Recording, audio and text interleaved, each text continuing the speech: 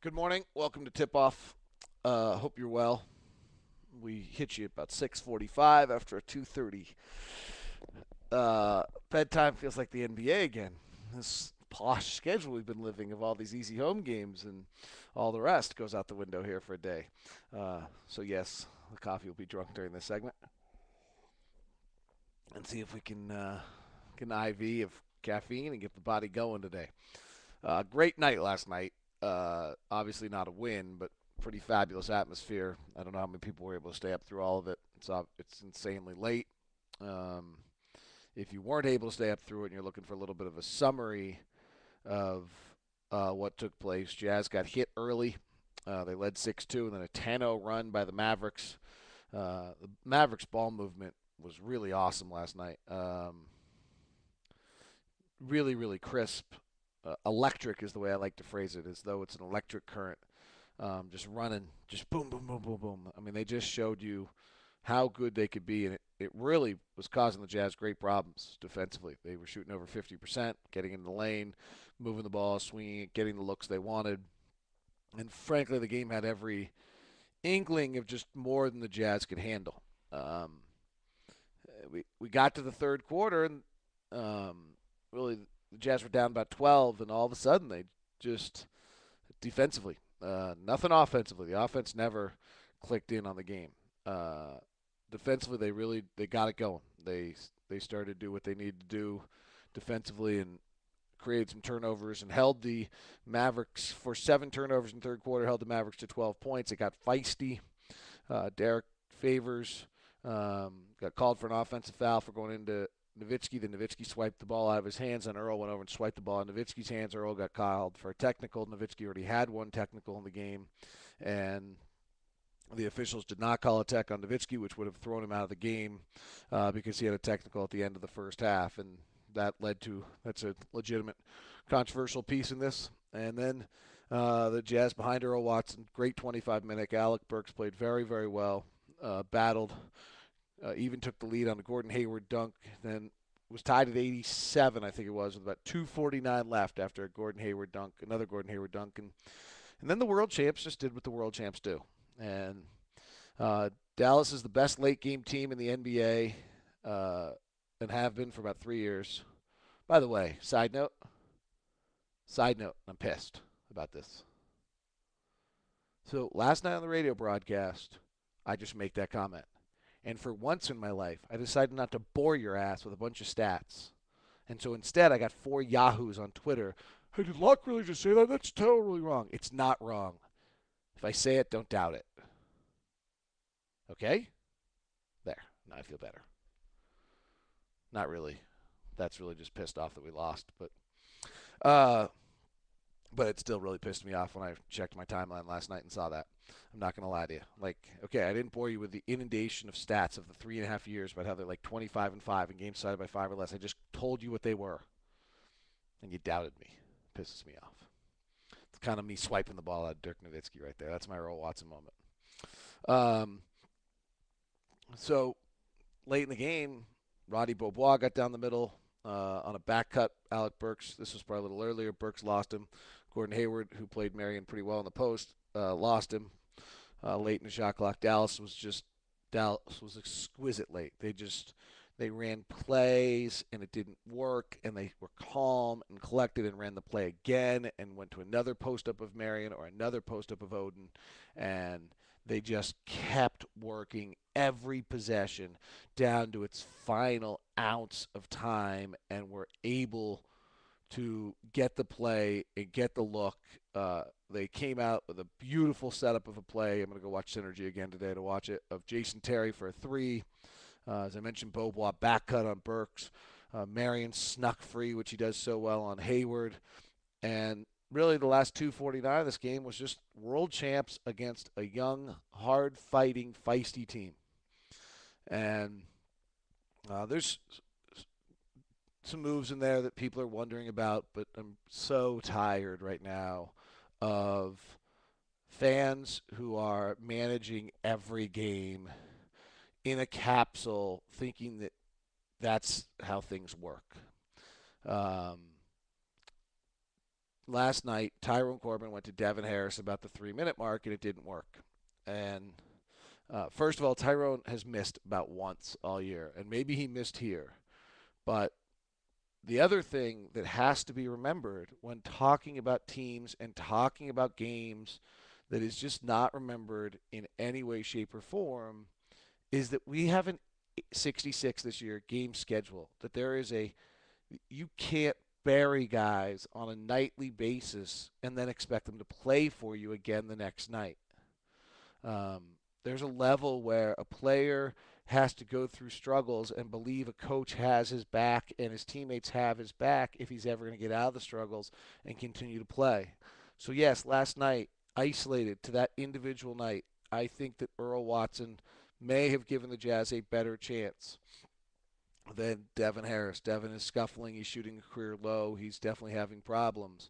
But frankly, Raja Bell has won us 2 or 3 games since his scuffles because Ty stood by him, maybe reduced his minutes a little bit, but allowed him still the opportunities to get out of his slump, and in fact did. Last night was not as good, but defensively he did some really good things again last night and won us a game. He won us the Golden State game defensively. Raja won us the Clipper game defensively as much as anyone, and now he's back. And Devin is struggling, and you would hope that you can, but you need Devin Harris at some point this season, and you need Devin Harris to get out of these things. And so, you know, as much as it seems contrary to the moment, you don't just leave him there. He is, until he is not your starting point guard, he's your starting point guard. There's 2:30 left in the game. Earl's giving you an awesome 25 minutes. He's also giving you 14 straight minutes at that point, and it's you make the move. But frankly, Tyrone is doing what you do there. He's reduced those minutes. His minutes are, he has kept Devins down. He is pulling him a little earlier than he has every other time because Earl's playing so well, but you can't coach every game inside a capsule as though there's no impact. It's not fantasy football. It's not rotisserie. These guys, your actions as a coach impact the next day when you show up at practice. And you've got to coach a season. And if I've been impressed by one thing in Tyrone this year is as a first-year head coach is his ability to coach a season. It's been very impressive. So some of this is a bit absurd. I will be honest. I'm tired, and I'm really worn out by the negativity. I thought last night was awesome. And this is just the new world we live in, but that's such a cop-out. I thought last night was awesome. I thought the Jazz fought. I thought we're continuing to see Tyrone Corbin put a stamp on this team. I thought grit and fight and this whole idea that every single one of these guys has a chip on their shoulder, the post-game locker room that none of these guys in any way, shape, or form accepted, which was a really natural thing to take place. I mean, being tied at 2:47 left against the Dallas Mavericks, I don't have the exact numbers in front of me, but 25 of the last 30 times that's happened, I think the Mavericks have won. They win these games. That's what they do. They have a banner. They can touch a trophy and call it theirs because they win these games. And when you have 2:47 left and you've got an 18-year veteran at point guard surrounded by 3 guys who've been there for 13 years, that's who wins that game every single time. Every time. So the fact that our guys in the locker room didn't like it, they were pissed. Earl Watson was beside himself when I saw him after the game. I mean, holy smokes. Earl was so upset it was uncomfortable to talk to him, frankly. Tells me the fact they were down 12 and stayed in the game, that's the reality. And these guys could have very easily just said, well, they're the world champs. And you could hear it a little bit that these guys are making the comment that, you know what, we lost to a pretty good team. But they didn't accept it, and that's awesome. And so a little bit when I get home and and I understand what this is, my Facebook and my Twitter, and I make a comment to the Facebook just congratulating the fans. What a great atmosphere. And the first 7 comments, it was just a compliment, and I got a bunch of people pissed off. Lighten the beep up. I get it. Devin Harris didn't play well. He didn't play well.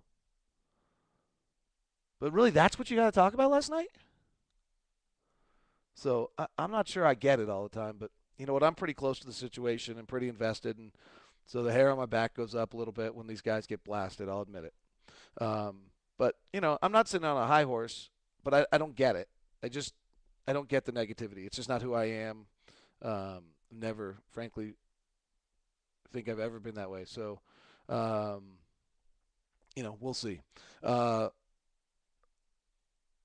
what's interesting to me last night is I think we saw for a few other things. I think we saw for the first time that a team really go at Paul Millsap and decide to stop him. That's Dallas was not going to let Paul go off tonight. They came in with a defensive game plan to stop Paul, and they did a pretty darn good job of it. Paul was not getting balls where he wanted to. Nowhere in the offense did the Jazz get the ball where they wanted to. Dallas is the third or fourth best defensive team in the league, and they looked like it last night. Over the last remarkable numbers. I mean, over the last 12 games, they were allowing 40% shooting and 80 points. Jazz got to 88, but they shot 40%, which is actually, I thought that's a pretty good sign, particularly in the sense that, um, you know, I it means we may be an average not so bad offensive team. Um, so we'll see how that.